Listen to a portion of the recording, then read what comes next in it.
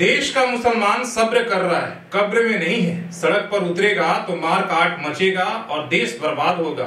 ये झारखंड सरकार के मंत्री और जेएमएम पार्टी के विधायक जो है हफीजुल हसन कहते हैं। वो वक्फ बोर्ड अधिनियम के विरोध में बोल रहे थे। उन्होंने ये भी कहा कि देखिए, हमारे लिए शरीयत बड़ा है और देश का मुसलमान के सीने में कुरान रहता है और हाथ में संविधान रहता है, इसलिए हमारे लिए शरीयत बड़ा है और हम शरीयत को पहले मानेंगे, इसके बाद संविधान को। और इस बात को लेकर उनकी जो क्लिपिंग है वायरल हो रही है और बीजेपी के तमाम बड़े नेता बाबूलाल मरांडी से लेकर अमर बावरी तक उस क्लिपिंग को लेकर उस पर जो है एक तरीके से जेएमएम पर वो हमला बोल रहे हैं। बाबूलाल मरांडी लिखते हैं कि मंत्री हफीजुल हसन के लिए संविधान नहीं शरीयत मायने रखता है, क्योंकि अपने लक्ष्य के प्रति स्पष्ट हैं और सिर्फ अपने कौम के प्रति वफादार हैं। चुनाव के समय इन्होंने गरीब, दलित, आदिवासियों के सामने हाथ जोड़कर वोट मांगा और अब अपना इस्लामिक एजेंडा चलाने की कोशिश कर रहे हैं। हफीजुल की यह कट्टर सोच पूरे प्रदेश विशेषकर संथाल परगना की संस्कृति, पहचान और आदिवासी अस्मिता के लिए खतरा बनती जा रही है। संवैधानिक पद पर बैठा कोई भी व्यक्ति यदि कट्टरपंथी विचारधारा को बढ़ावा देता है तो वह सिर्फ वर्तमान बल्कि आने वाली पीढ़ियों के लिए भी खतरा उत्पन्न करता है। इस विषय में राजनीतिक सीमाओं से ऊपर उठकर सभी पक्ष के नेताओं को आत्ममंथन करने की जरूरत है। शरीयत बाबा साहब द्वारा रचित संविधान की मूल भावना के विपरीत है। यदि राहुल गांधी और हेमंत सोरेन में संविधान के प्रति सच्ची आस्था है तो उन्हें तुरंत हफीजुल हसन को मंत्रिमंडल से बर्खास्त करे।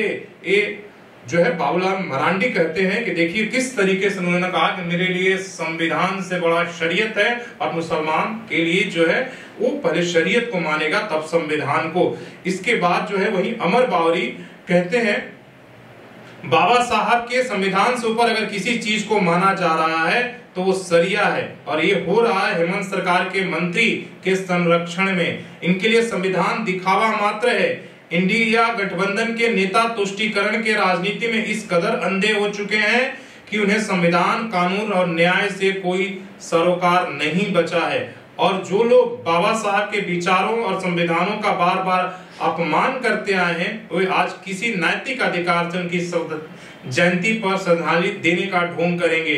अब समय आ गया है कि जनता इन नकली श्रद्धांजलि और असली साजिशों को पहचाने।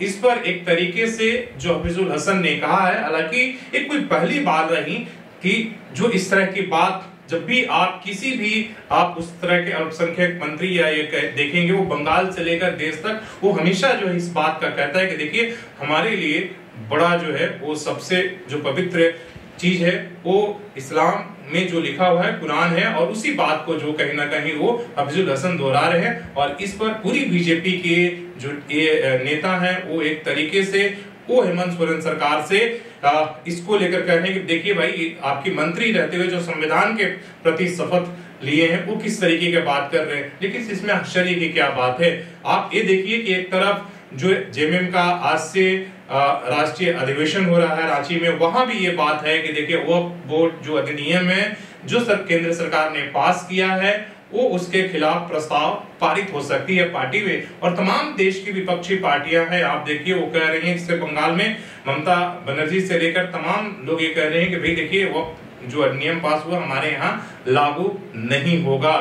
तो आप इन तमाम बयानों को किस तरीके से देखते हैं, क्या इस पर राय है?